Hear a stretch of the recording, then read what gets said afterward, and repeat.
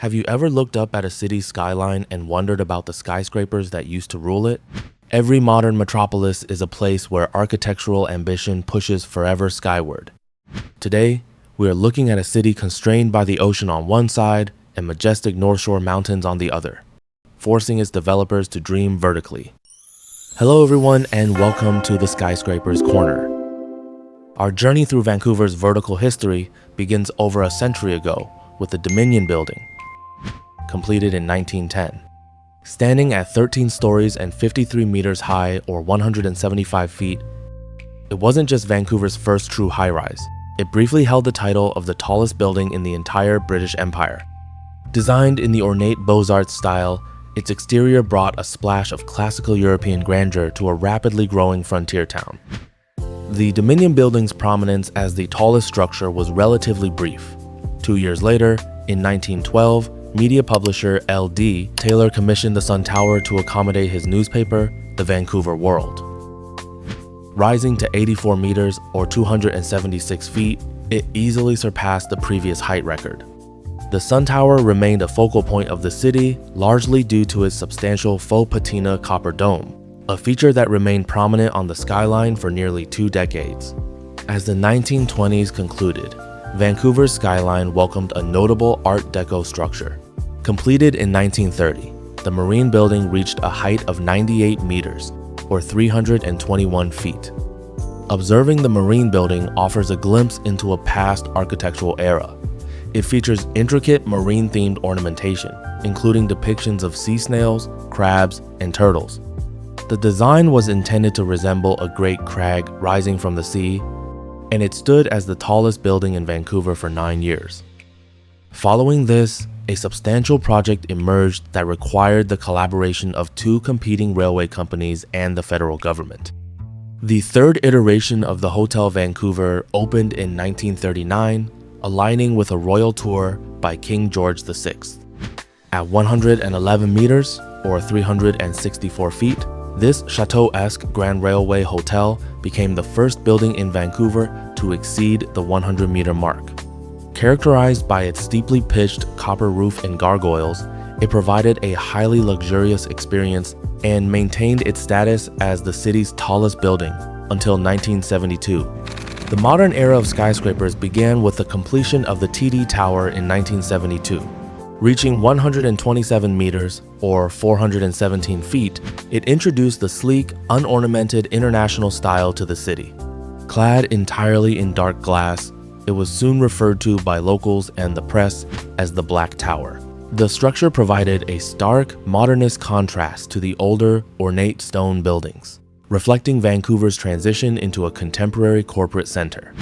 The 70s saw a steady succession of newly constructed tall buildings. 1 year after the TD Tower, the Royal Centre opened in 1973.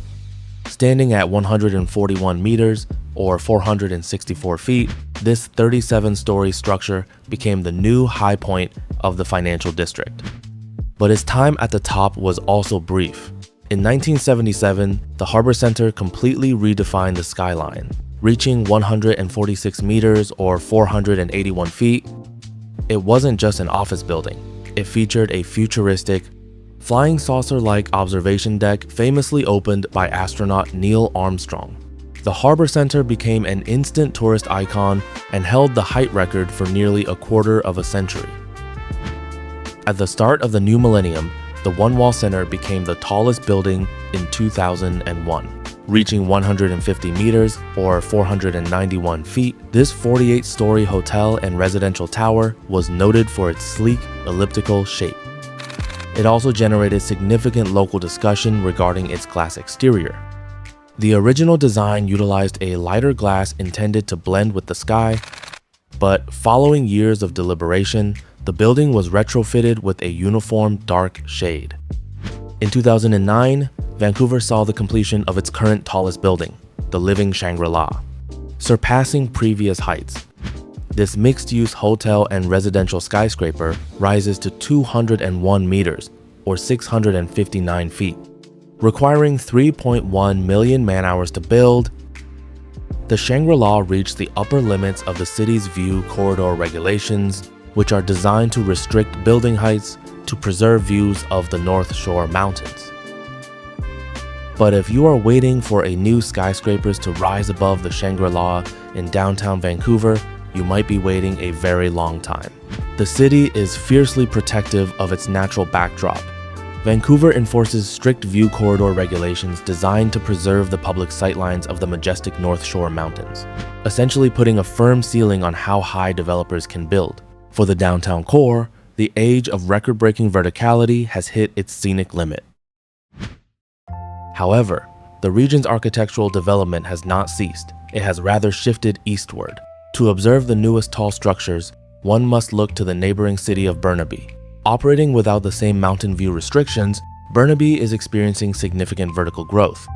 Towers such as 2 Gilmore Place, completed in 2024, have reached 216 meters or 689 feet, surpassing the Shangri-La as the tallest building in British Columbia. With even taller 80-story developments currently proposed for the area, the skyline of the greater Vancouver metropolis continues to grow upward, albeit a few transit stops away. Thank you for joining me in the Skyscrapers Corner today. If you enjoyed this journey through Vancouver's architectural history, be sure to like, subscribe, and let me know in the comments which city we should explore next. Until then, keep looking up